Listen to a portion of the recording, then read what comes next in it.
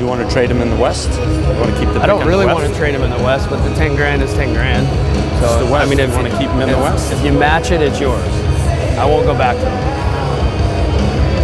done.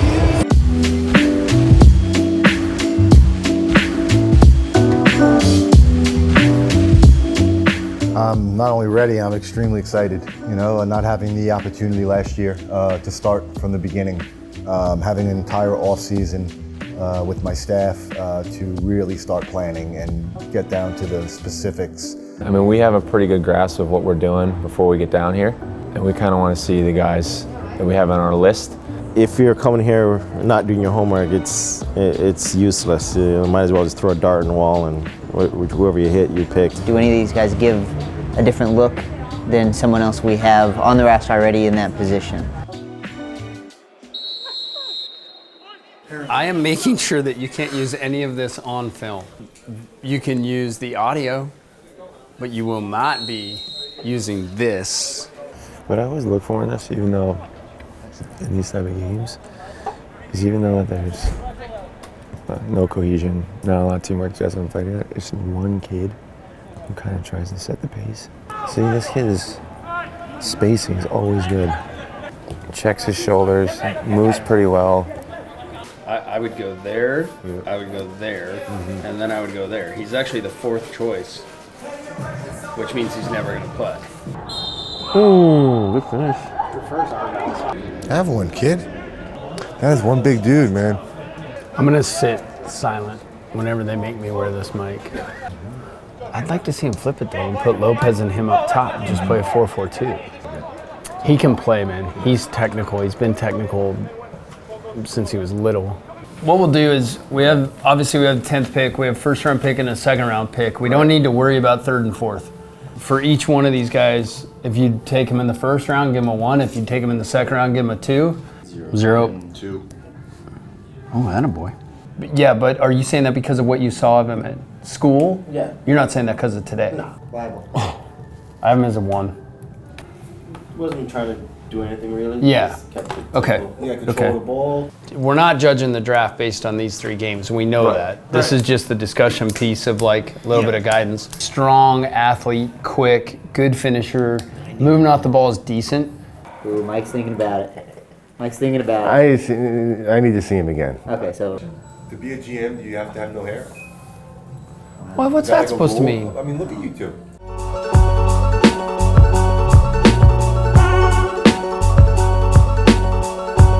We've done our homework already. You know, we're not relying on 3 games to pick a player. For us, it's more leaning towards the best available, so we're looking for something to jump out of us. Certain games, the level hasn't been there, and that you can base it off of people not knowing each other. They're put in a tough atmosphere. You know, playing with guys they don't know, under coaches they don't know, maybe in a formation they don't know, and then you just see who can adapt and who can continue to show themselves. Mic check. The Human Torch was denied a bank loan. Got it? in the first half, I forgot he was even on the field. I literally forgot he was on the field. I couldn't believe it. We came down here thinking we had 7 of the top 10. We had the top 7. If I hadn't seen him quite a bit in college, I probably would have crossed him out. And we always learn that our top 7 isn't everyone else's. So you know you're going to get one of them. Well, like right there, his first instinct was back. He didn't even think to. That drives me nuts. Absolutely. You ain't passing that. Come on. Gotta take shots to make shots. What do you mean you don't eat chocolate? I don't eat chocolate anymore. You just mean that as a blanket statement? He's off the deal. I hate you. I don't eat I know. chocolate. That's fine. I still hate you. Okay. What does that mean? Like anything that has chocolate in it or on it, I don't eat. He smells it. Why? I just don't like that. I don't like how cocoa. There's got to be an end to the sentence. That's as far as it's going, actually. I don't like how cocoa. Done. No. So like on corners, I don't want to see him play a zone. A zone doesn't tell me if the kid can defend. I want to see on corners, man to man. And I understand you're going to have 2 or 3 guys playing zone, but the league's getting bigger, faster, stronger, more athletic. Don't cross from the sidelines. Don't cross from there. The chances of scoring from that position are Not high. no. I played that position. I tried to cross the ball from that position for 10 straight years. I think I got 1 assist. Could have been lack of talent. 0? Dane? 0. Mike? Draft. I have 0 today. Like I told you, I literally forgot he was on the field until about the 30th minute. He's not where he played today. He had no chance of getting anything other than a 0. Yep. Bama? Nope. Dane? No. Mike?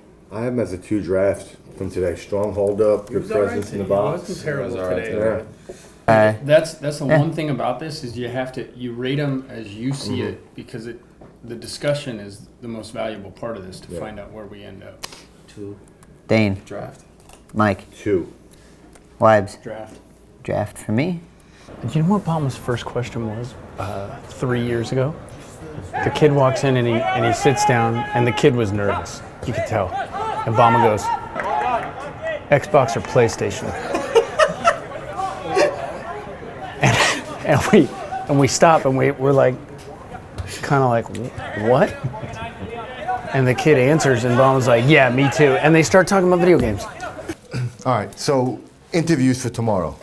Lopez, Stauffer, Segers, Forstorff. Caro Martino will probably be out by the time we Yeah, draft him. but it'd be good still to talk to him. Sit down and talk to him. They can bleep, right? Yeah, they got bleep bleeps. that out. No need to celebrate it, all right? So are we doing interviews today or tomorrow? Tomorrow. Yeah, probably tomorrow. Okay. Depending on what time. Yeah, we can Okay. maybe fit some in tonight, but more than likely by tomorrow. Yeah. Jim Halpert. He said something and you just like.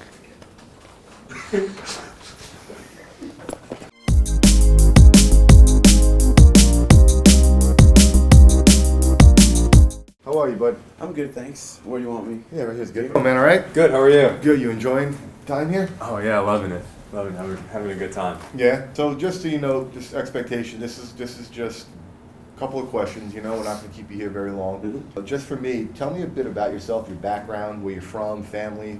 Tell me the coaching style that you feel gets the most out of you, and then the coaching style that you don't react very well to. UVA or UNC, what do you dislike more? The game from when we came into this league is dramatically different. With the resources that MLS provide us with the salary cap going up, being able to get better players, just the level of play has gone up. So how would your mindset be? How would you feel that you get drafted and the best course for us and for you, whether you realize or not, is to get you games in the USL, which, by the way, a very good team that won the league last year with high-quality players that plays the exact style that we play. Really, what would be your mindset? How would you handle that? If you were to walk away from soccer today, what would you want to do?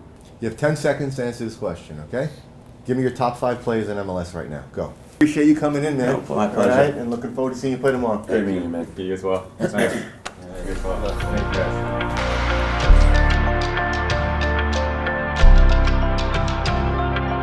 You know, everybody's trying to improve their team, so there's a lot of conversations that happen in terms of how do you improve your pick, how do you improve your spot in the draft, how do you leverage that pick, and there's a lot of different conversations you have along the course of the week to try and get to the end result that best fits. But we always come with one strategy, and that is know the players before we get to the combine, which we do.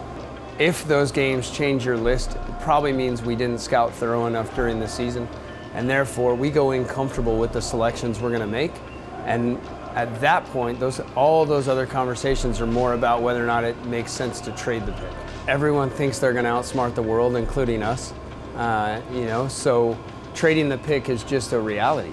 It has to be. Until you make this selection, you have to be open-minded. We have 2 guys that we want. If they're both on the board, we probably take the selection. I think you're getting 75 at best right now. 75 GAM.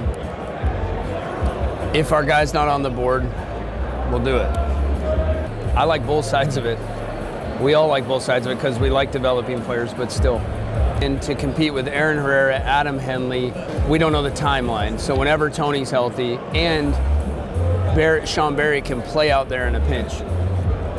Yeah. We have 4 options there right now where we'd really be doing it because of the depth we have currently with the Monarchs, which I don't think that's a good reason to hold on to the 10th pick. If we're not all saying in 2 years this kid's going to be playing, and bottom line is We don't think he will. We signed Herrera because we think Herrera is going to play. Well, it's like I said. Aaron's the best right back. Yes. Yeah. We would. I would put it this way: if we get to 10, and it was Aaron Herrera and Segbers, we'd take Aaron Herrera. Right. Oh, every day. So we've already made the choice. It's kind What I'm thinking is this, is that if everyone's healthy, Aaron Herrera needs to get games.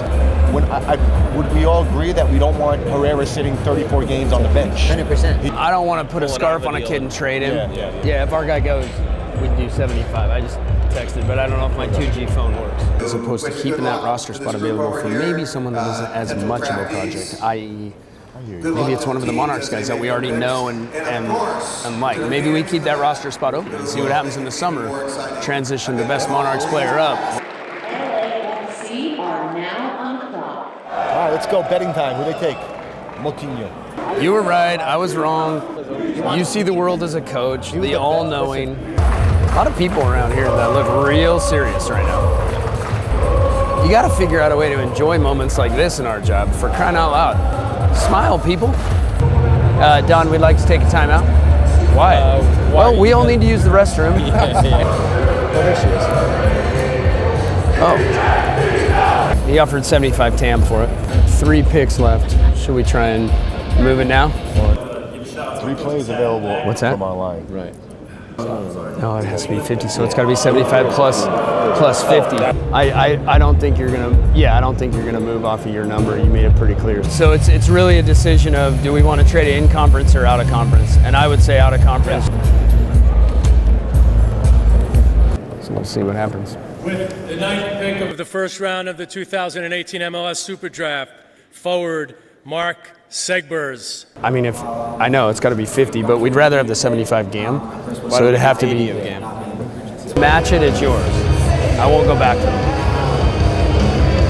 Done. Okay. Just change the number. Okay.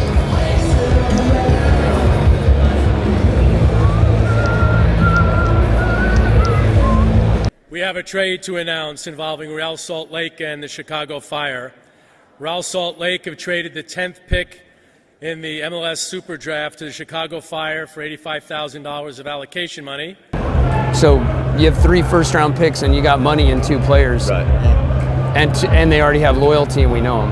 Right. So. There's only one Michael Petke. One Michael Petke. Petke Ultras, we are here. Freaking printer didn't work.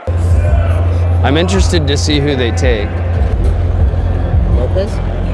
Maybe Ricky. With the 10th pick of the second round of the 2018 MLS SuperDraft, Real Salt Lake select from Creighton University, midfielder Ricky Lopez Espin.